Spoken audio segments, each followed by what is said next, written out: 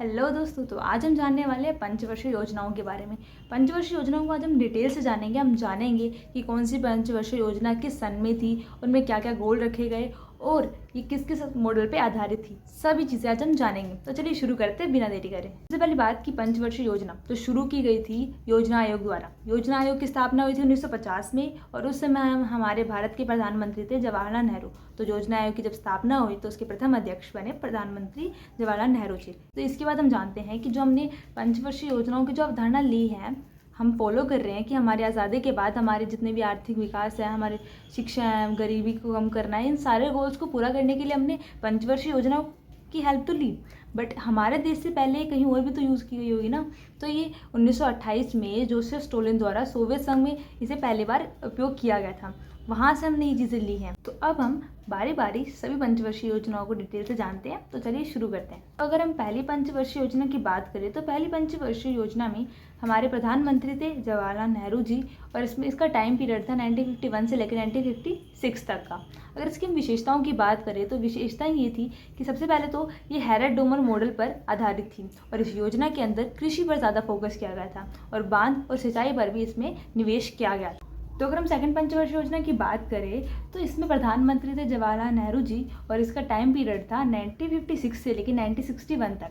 इसकी विशेषताओं की बात करें तो हम जानेंगे कि पीसी महालनोबिस के नेतृत्व में ये योजना बनाई गई थी और इसके अंदर उद्योग और सार्वजनिक क्षेत्र पर ज़्यादा बल दिया गया था। तो इसके पश्चात अगर हम थर्ड पंचवर्षीय योजना की बात करें तो इस समय पर हमारे प्रधानमंत्री थे जवाहरलाल नेहरू जी और इसका टाइम पीरियड था 1961 से लेकर 1966 तक। अगर इसकी मिलियम बात करी जाए तो इस पंचवर्षीय योजना में सेल्फ रिलायंस पर ज़्यादा जोर दिया गया था और इसके अंदर कृषि के उत्पादन के सुधार पर ज़्यादा फोकस किया गया था और यह योजना गाडगिल फॉर्मूले पर बेस्ड थी। थर्ड पंचवर्षीय योजना के बाद 1966 से लेकर 1969 तक था प्लान हॉलीडे। पंचवर्षीय योजनाओं के बीच में काफ़ी सारे गैप्स आए हैं तो उन गैप्स को अलग अलग नाम दिए गए हैं। तो 1966 से लेकर 1969 के जो गैप आया उसको प्लान हॉलीडे के नाम से जानते हैं। इसके पश्चात अगर हम फोर्थ 5 ईयर प्लान की बात करें तो इसके अंदर प्रधानमंत्री थी इंदिरा गांधी जी और इसका टाइम पीरियड था 1969 से लेकर 1974 तक। इसकी अगर विशेषताओं की बात की जाए तो इसके अंतर्गत भारत सरकार द्वारा 14 बैंकों का राष्ट्रीयकरण किया गया था और हरित क्रांति के द्वारा कृषि क्षेत्र को भी बढ़ावा दिया गया था। तो अब हम बात करते हैं पांचवी पंचवर्षीय योजना की। इसके अंतर्गत प्रधानमंत्री थी इंदिरा गांधी जी और इसका टाइम पीरियड था 1974 से लेकर 1978 तक। इसमें इसका मुख्य उद्देश्य था गरीबी हटाना। इसकी विशेषता ये थी कि इसके अंतर्गत गरीबी को हटाना और रोजगार को बढ़ाने पर ज़्यादा फोकस किया गया था।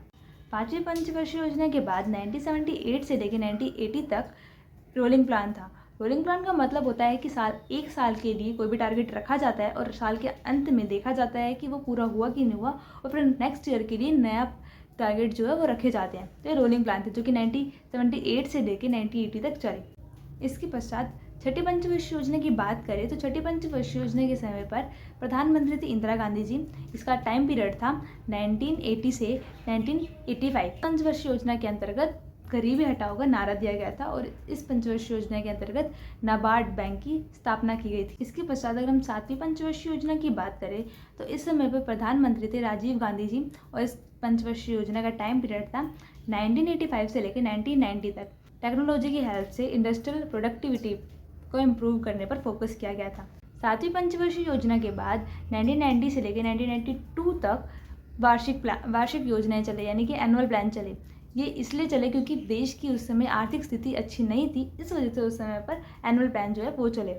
इसके पश्चात आठवीं पंचवर्षीय योजना में प्रधानमंत्री थे पीवी नरसिम्हा राव जी। इसका टाइम पीरियड था 1992 से लेकर 1997 तक। इस पंचवर्षीय योजना में उद्योगों के आधुनिकीकरण पर ज़्यादा फोकस किया गया था। आठवीं पंचवर्षीय योजना के समय ही भारत वर्ल्ड ट्रेड ऑर्गेनाइजेशन का सदस्य बना था 1995 में और इसके अंदर कुछ लक्ष्य रखे गए थे जैसे कि गरीबी को कम करना, जनसंख्या नियंत्रण करना, पर्यटन पर ध्यान देना और आदि। ऐसे काफ़ी सारे लक्ष्य रखे गए थे इसके अंतर्गत। नवीं पंचवर्षीय योजना की बात की जाए तो इस समय पर प्रधानमंत्री थे अटल बिहारी वाजपेयी जी। इस योजना का टाइम पीरियड था 1997 से लेकर 2002 तक। इस पंचवर्षीय योजना में गरीबी उन्मूलन पर ध्यान दिया गया और साथ ही साथ तेजी से विकास और लोगों की जीवन की गुणवत्ता पर ध्यान केंद्रित किया गया। इसके पश्चात अगर हम 10वीं पंचवर्षीय योजना की बात करें तो 10वीं पंचवर्षीय योजना के समय पर प्रधानमंत्री थे अटल बिहारी वाजपेयी जी और मनमोहन सिंह जी। और इस योजना का टाइम पीरियड था 2002 से लेकर 2007 तक। इस योजना में समावेशी और समान विकास पर ध्यान केंद्रित किया गया था। इसके पश्चात 11वीं पंचवर्षीय योजना की बात की जाए तो इस समय पे प्रधानमंत्री थे मनमोहन सिंह जी और इस योजना का टाइम पीरियड था 2007 से लेकर 2012 तक। इस योजना का उद्देश्य था तीव्र और समावेशी विकास। इसके पश्चात 12वीं पंचवर्षीय योजना की बात की जाए तो इस समय पे प्रधानमंत्री थे नरेंद्र मोदी जी और इस पंचवर्षीय योजना का टाइम पीरियड था 2012 से लेकर 2017 और इस योजना का मुख्य उद्देश्य था सतत विकास और तेजी से समावेशी विकास करना।